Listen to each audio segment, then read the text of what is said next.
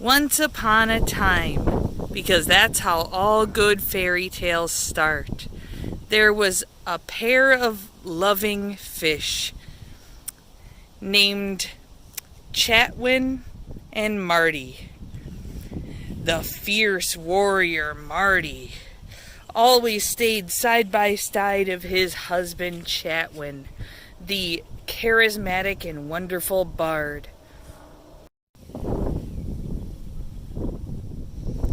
They liked to sit together in the green forest, lovingly living their days out in peace. Retired from the war, Marty was happy.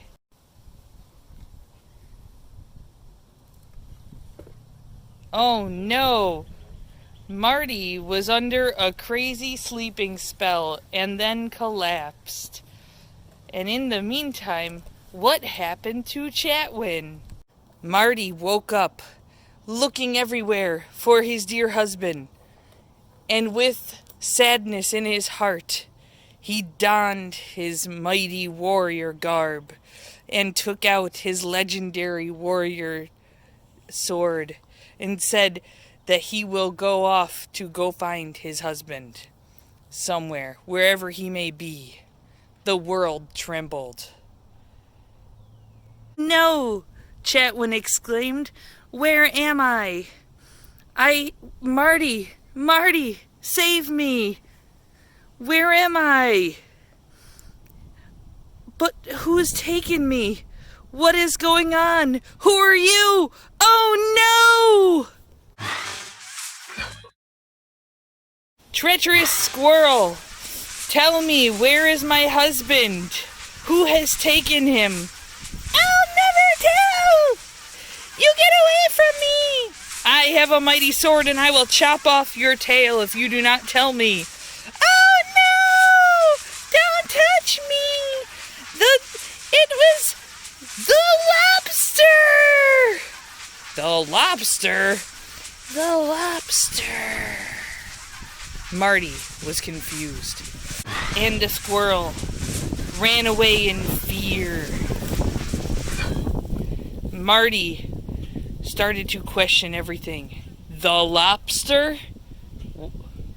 Oh no, his husband was in danger. He must go.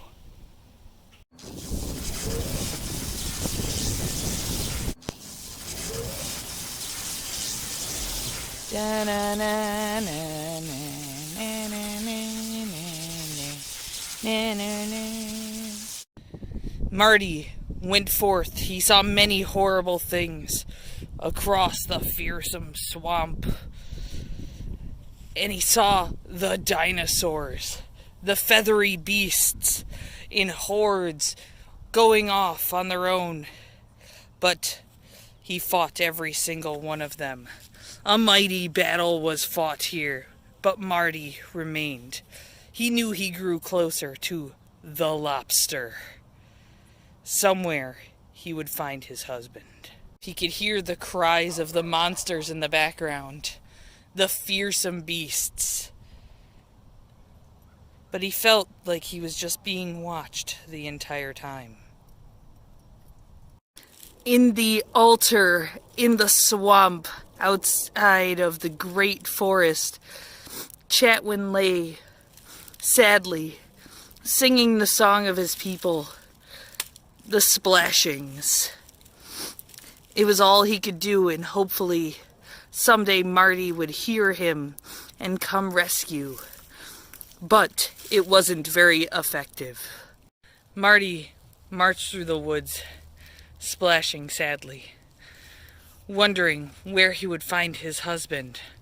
And he saw the signs. He knew he was in danger, for he could not walk, and he was alone.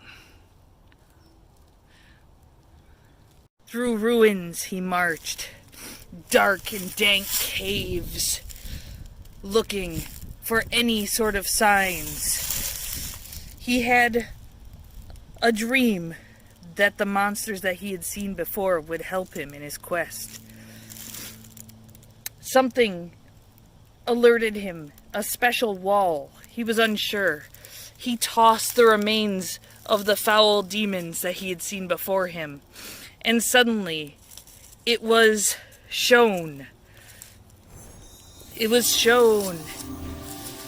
He saw writing on a cave wall that said, "Let the sunshine in." Marty knew what he had to do. It was time to face the lobster. Through night and day and night, he traveled. He listened. He learned. He hunted. He had the taste for claws.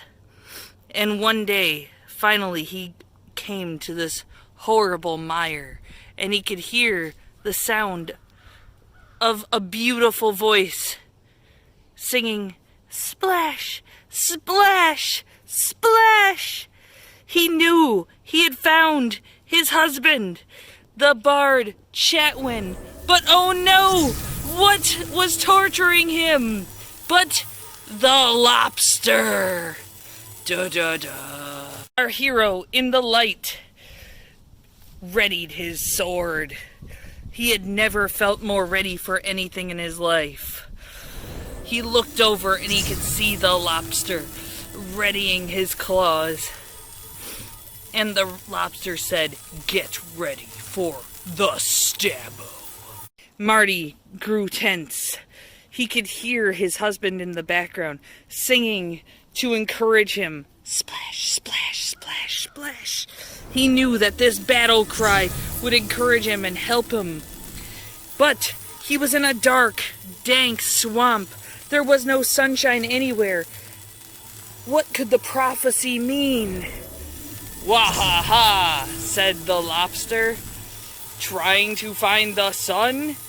I chose my lair correctly. You'll never get away with it here." Marty thought to himself, "Wait, if there is no sunshine here, then I shall bring the sunshine." He said, "Let the prophecy be." Wahaha! What? What happened? Oh! The prophecy ended up being a dispel, and all they could see was just a small crabbo underneath it all. "Oh no, you have discovered me. I am no match for you and your prophecy. Oh, woe is me. I must escape." He ran off sideways, as crabs are wont to do. "Oh, my hero," said Chatwin, still singing his splashing song, but this time it was very effective. And after a long trek back, the lovers found themselves back at their bench where this all began. Marty replaced his helmet once again with flowers instead of blood. And they both enjoyed a nice crab leg dinner with butter. The end.